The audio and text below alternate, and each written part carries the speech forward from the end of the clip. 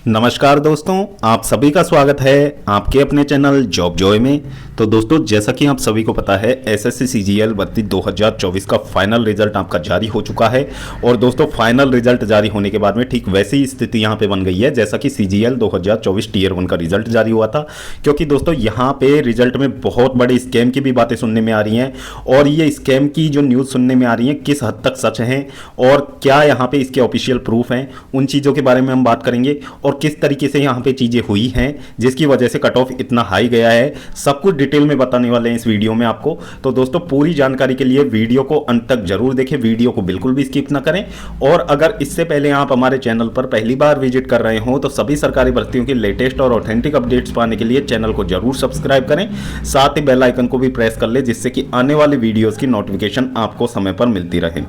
तो दोस्तों, SSC CGL 2024 का जो परिणाम जारी हुआ है उसमें कुछ तरीके की खामियां यहाँ पे नज़र आई हैं। और दोस्तों, इसके कुछ प्रूफ्स भी यहाँ पे वेरीफाई किए गए हैं।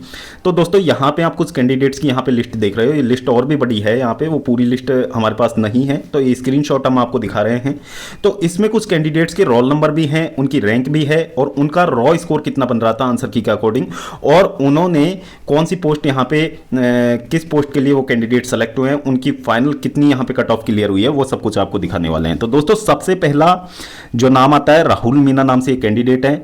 ये पीएएसए के लिए सेलेक्ट हुए हैं, एसटी कैटेगरी से ये बिलोंग करते हैं। और दोस्तों, इनका रॉ स्कोर आप देखेंगे तो दोस्तों, इनका रॉ स्कोर 210 नंबर यहाँ पे बन रहा है।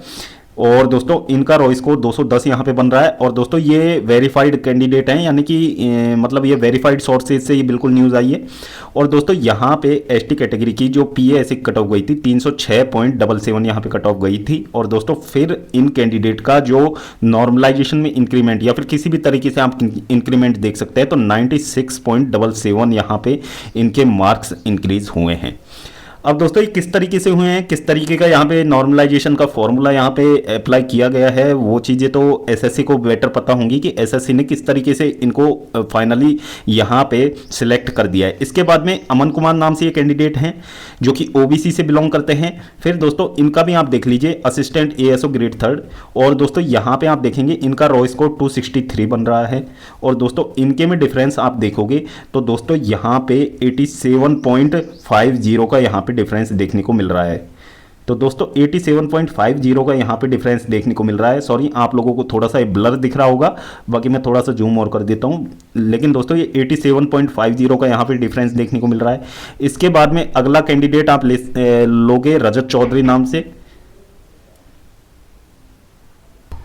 रजत चौधरी नाम से ये कैंडिडेट हैं। और दोस्तों, इंस्पेक्टर सेंट्रल एक्साइज में ये कैंडिडेट सेलेक्ट हुए हैं, यूआर कैटेगरी से ये बिलोंग करते हैं। और दोस्तों, यहाँ पे आप देखोगे इन कैंडिडेट्स के रॉ मार्क्स आप देखोगे 210 यहाँ पे, सॉरी 202 यहाँ पे रॉ मार्क्स इसके बन रहे थे। उसके बाद में दोस्तों, यहाँ पे इनका डिफरेंस आप देखोगे तो यहाँ पे 80.14 यहाँ पे इनका यहाँ पे डिफरेंस देखने को मिला है। तो दोस्तों, इस तरीके से आप देखोगे इस लिस्ट में डिफरेंस इतना ज़्यादा देखने को मिल रहा है कि वो नॉर्मल जो नॉर्मलाइजेशन होता है आपका, तो उसके अकॉर्डिंग तो इतना इंक्रीमेंट हो पाना किसी भी एग्जाम में असंभव के बराबर है। यहाँ पे 71, 68, 63, 62, 60, 59, 58, 56, 55 इस तरीके से यहाँ पे डिफरेंस देखने को मिल रहे हैं। तो दोस्तों, ये किस तरीके से यहाँ पे पॉसिबल है, ये जवाब यहाँ पे एसएससी को देना चाहिए कैंडिडेट्स के लिए। तो दोस्तों, हाई कट ऑफ जाने का एक कारण ये भी है और जो योग्य कैंडिडेट हैं उनके बाहर होने का भी कारण ये है। मेन कारण आप इसको बोल सकते हो कि कैंडिडेट को मतलब अनफेयर तरीके से एडवांटेज यहां पे एसएससी की तरफ से दिया गया है, जो कि ऑफिशियली प्रूफ के साथ यहां पे देखने को मिला है और ये वेरीफाइड है जैसा कि यहां पे बताया गया है। अब एसएससी से हमारी ये डिमांड है कि एसएससी इस चीज को ज्यादा क्लियर करने के लिए आप 2 से 3 दिन, अगले 2 से 3 दिन में आप फाइनल आंसर की जारी कर दीजिए। फाइनल आंसर की के साथ में आप फाइनल स्कोर कार्ड भी जारी कर दीजिए, जिससे कि दूध का दूध पानी का पानी हो सके और कैंडिडेट को एक्चुअल में पता लग पाए कि उनका स्कोर कितना बन रहा था और नॉर्मलाइजेशन में कितना मार्क्स यहाँ पे इंक्रीज हुआ है। तो ये चीज़ें यहाँ पे एसएससी को करनी चाहिए, जो कि कैंडिडेट्स की जेन्युइन डिमांड है। और एसएससी को इस बारे में, यदि एसएससी ने अनफेयर तरीके से काम किया तो एसएससी को भी इसमें कोई आपत्ति नहीं होनी चाहिए इस तरीके से। फिर यहाँ पे कट ऑफ हाई जाने का दूसरा एक कारण ये भी है कि जब टीयर 1 का रिजल्ट जारी हुआ था उस समय पे एक मुद्दा बहुत तूल पकड़ा था कि जेएसओ वाली जो लिस्ट में सेलेक्टेड कैंडिडेट थे, जो जेएसओ के कैंडिडेट थे, वो कैंडिडेट यहाँ पे जो बाकी की सारी पोस्ट थी उस वाली पोस्ट वाली लिस्ट में भी उन कैंडिडेट के नाम पाए गए थे। तो दोस्तों हाई कट ऑफ जाने का वो भी एक रीजन था, क्योंकि वो कैंडिडेट उस लिस्ट में कैसे हो सकते हैं, जबकि जीएसओ के लिए जो एज लिमिट होती है वो 32 साल होती है और बाकी की अदर पोस्ट के लिए जो एज लिमिट होती है इससे कम होती है। तो इन सभी कैंडिडेट्स को, जो कि 18,000 से ज्यादा कैंडिडेट थे, तो इसमें से काफी सारे ऐसे कैंडिडेट थे जिनकी एज 31 या 32 साल थी। तो इन कैंडिडेट्स को लिस्ट थर्ड में रखने का कोई रीजन यहां पे नहीं बनता था। और फिर जब इनके एडमिट कार्ड भी जारी हुए थे तो एडमिट कार्ड जारी होने पे भी ये कैंडिडेट एग्जाम के लिए एलिजिबल करार दिए गए थे। और इससे पहले जब एसएससी से कोर्ट में जवाब मांगा गया था, जैसा कि आप सभी को पता है कोर्ट केस हुआ था सीजीएल टीयर 1 के रिजल्ट में, और कोर्ट में जब जवाब मांगा गया था तो एसएससी ने यह कहा था कि इन कैंडिडेट्स को आगे आइडेंटिफाई करके बाहर कर दिया जाएगा। तो दोस्तों उनको बाहर करने से क्या होगा? कुछ भी नहीं होगा, यहां पे कट ऑफ हाई चली जाएगी, क्योंकि ये कैंडिडेट ऑलरेडी अभी इतने हाई मार्क्स यहां पे क्वालिफाई करके आ रहे हैं, तो ऑब्वियसली ये मेंस में बैठेंगे तो यहां पे ये ज्यादा मार्क्स गेन करेंगे। तो यहां पे ऑल अदर पोस्ट जिनके लिए ये एलिजिबल ही नहीं है उन पोस्ट के लिए तो ये कट ऑफ बढ़ा के निकल जाएंगे ना। तो इस चीज का कोई मतलब ही नहीं बनता है यहां पे एसएससी का। फिर यहां पे कट ऑफ हाई जाने का एक रीजन ये भी है और सीट्स यहां पे खराब होने का एक रीजन ये भी है कि रिपीटर्स कैंडिडेट बार बार एग्जाम में अपीयर होते हैं और अपीयर होने की वजह से काफ़ी ज़्यादा सीट भी वेस्ट करते हैं और कट ऑफ को भी बढ़ाते हैं। तो इस चीज़ को एसएससी को देखना चाहिए, क्योंकि एसएससी के पास तो सारा कुछ प्रूफ होता है, सारा कुछ डेटा होता है कैंडिडेट्स का। तो कैंडिडेट करंट में वर्किंग है या नॉन वर्किंग है, इस चीज़ का डेटा एसएससी के पास होता है। तो एसएससी को ऐसे कैंडिडेट्स को बाउंड करना चाहिए वहां पे, क्योंकि कुछ कैंडिडेट ऐसे होते हैं जो ऑलरेडी अच्छी पोस्ट पे सेलेक्ट होते हैं, लेकिन सिर्फ अपना ईगो सेटिस्फाई करने के लिए वो एमटीएस का भी फॉर्म भरते हैं, चाहे भलाई वो सीजीएल में जीएसटी इंस्पेक्टर ही क्यों ना हो। वो कैंडिडेट अपना सिर्फ ईगो सेटिस्फाई करने के लिए, समाज में अपनी फालतू की शेखी बगाड़ने के लिए एमटीएस का फॉर्म भरते हैं, सीएचएसएल का भी फॉर्म भरते हैं, सीजीएल का भी फॉर्म भरते हैं। टाइम निकाल के वो एमटीएस का भी एग्जाम दे लेते हैं, सीएचएसएल का भी एग्जाम दे लेते हैं, सीजीएल का भी एग्जाम दे लेते हैं। एग्जाम देने के बाद में प्रीलिम्स क्वालिफाई करने के बाद में ये लोग मेंस एग्जाम में अपीयर होते हैं और मेंस एग्जाम में अपीयर होने के बाद में ये कैंडिडेट फाइनली सेलेक्ट भी हो जाते हैं। और सेलेक्ट हो जाने के बाद में ये कैंडिडेट ज्वाइनिंग स्किप कर देते हैं, पोस्ट प्रेफरेंस भरने के बाद ज्वाइनिंग स्किप कर देते हैं, जिसकी वजह से वो पोस्ट हमेशा के लिए वैकेंट चली जाती है, क्योंकि एसएससी वेटिंग लिस्ट लाने को ही तैयार नहीं है। तो ऐसे में इतनी सारी सीट्स हर साल वेस्ट होती हैं, जैसा कि एमटीएस भर्ती में 11,500 वैकेंसीज इस बार थी। तो एसएससी से यही अनुरोध किया था कि एसएससी कैंडिडेचर विड्रॉ का एक ऑप्शन जारी कर दे, जिससे कि सीट्स यहां पे वेस्ट होने से बच जाएं।